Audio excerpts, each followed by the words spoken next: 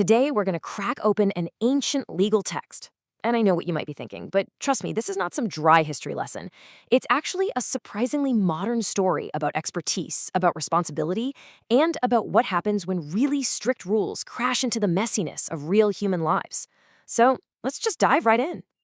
It all really comes down to a question we still ask ourselves all the time. What does it actually take to be an expert? I mean, is it just about having the right skills, or is there something more to it? We're going to see how this ancient text gives some pretty fascinating and very specific answers about what builds and what completely breaks professional trust. So, the whole discussion we're having today revolves around a practice called shechita. And the most crucial point, the absolute non-negotiable, is the tool, a perfectly smooth, razor-sharp knife. Any nick, any tiny imperfection can make the whole process invalid. The integrity of that knife, well, it's everything. So here's our game plan for today. We'll start with the rules of the game, then we'll see them play out in a real-life trial. After that, we're going to challenge our whole idea of what a knife even is, look at a pretty deep philosophical debate, and then finally wrap it all up with why this stuff still matters. All right, first up, the blade of the law. This is where we set the stage and really understand the high stakes of being a professional. Because when an expert, someone the community is counting on, decides to cut corners, what's the right thing to do? So here's the scenario. We've got a trained expert slaughterer who skips a crucial step. He doesn't get his knife inspected by a scholar. Think of it like a mandatory quality control check. It's a clear violation of the rules. So the question becomes, how big of a deal is this really? And right away, we get two totally different takes on it. Rohuna suggests a social penalty, ostracism, basically shunning him from the community.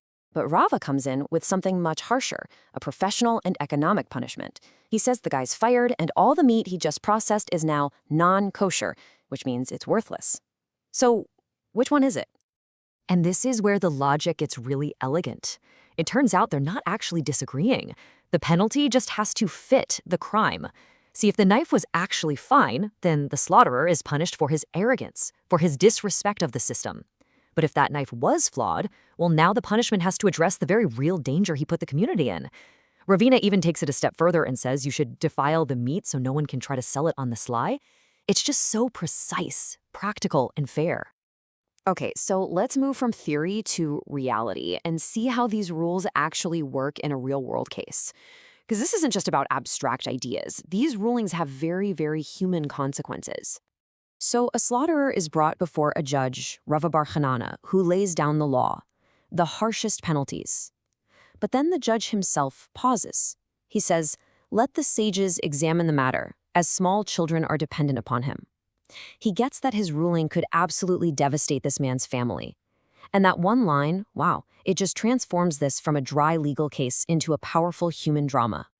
So look how this all plays out. The judge makes the tough call based on the rules. But then, out of compassion, he asks a couple of visiting scholars to take a second look.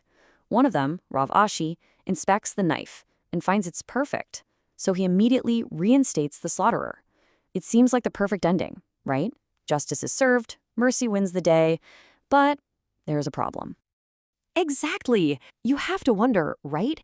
Isn't this a huge sign of disrespect? You can't just have a junior scholar coming in and completely overturning the decision of a senior judge. It's a really valid point about professional respect and, staying in your lane. Rav Ashi's answer is just brilliant. He says, we are carrying out his agency. In other words, hey, we're not undermining him. We're literally doing exactly what he asked us to do. The senior judge himself built this appeal process into his own verdict because of his compassion. It's just a masterclass in how to balance authority, justice, and mercy. All right, let's totally switch gears now. We've talked about procedure, but let's get back to something more basic. What even counts as a knife in the first place? The answer is, well, it's probably not what you're thinking. Okay, you ready for this? The text says you can perform a valid ritual slaughter with a detached tooth or a detached fingernail. I mean, come on. That sounds completely wrong. How could those things possibly meet the standard of a perfect blade? And that's exactly the question the text brings up next. It points out what looks like a major contradiction with an even older legal text, the Mishnah, which flat out forbids using teeth and fingernails because they tear and strangle instead of making a clean cut. So, what gives? Well, the solution to this little riddle is all about function over form. It's not what it is, it's how it's used. A single, sharp, detached tooth can actually make a clean cut, just like a blade. But two teeth together, that's going to tear the flesh. Same thing with a fingernail. If it's detached, it's a tool. But if it's still on your hand, it's part of a person. And that's a whole different story. The law doesn't really care what you call it, it cares about the result. All right, on to our final legal puzzle for the day. And this one takes us into a pretty famous philosophical debate. What do we do about a serrated blade, like a harvest sickle? So here we have two of the heavyweight schools of ancient thought, Beit Shammai and Beit Hillel, going head to head. Shammai school says using a serrated sickle makes the slaughter invalid. Period. Hillel school says nope, it's valid. At first glance, it just looks like a simple disagreement they're never going to solve. But you know by now, there's almost always another layer to uncover in these texts. A later sage, Rabbi Yochanan, looks at Beit Hillel's ruling and asks a killer question. Wait a second, what do we actually mean when we say valid? And this is the key. There are different kinds of valid. Rabbi Yochanan explains that Beit Hillel's ruling is only talking about one specific thing, ritual purity. The slaughter is considered valid in the sense that the animal isn't just an unslaughtered carcass. But, and this is a huge but, the meat from that animal is still completely forbidden to eat. I mean, how sophisticated is that? It shows us a legal system that thinks in multiple dimensions at once. An action isn't just good or bad, right or wrong. It can be valid for one purpose, but totally prohibited for another. The law isn't a hammer, it's a scalpel. So let's zoom out and bring this all home. After this deep dive into the world of the slaughterer's knife, what are the big takeaways? What have we really learned? I think 4 big ideas really stand out. First, that authority isn't just a title. It's a contract with the community, built on trust. Second, that good rules focus on the result, on what something does, not just what it looks like. Third, that a truly just system has to have room for mercy.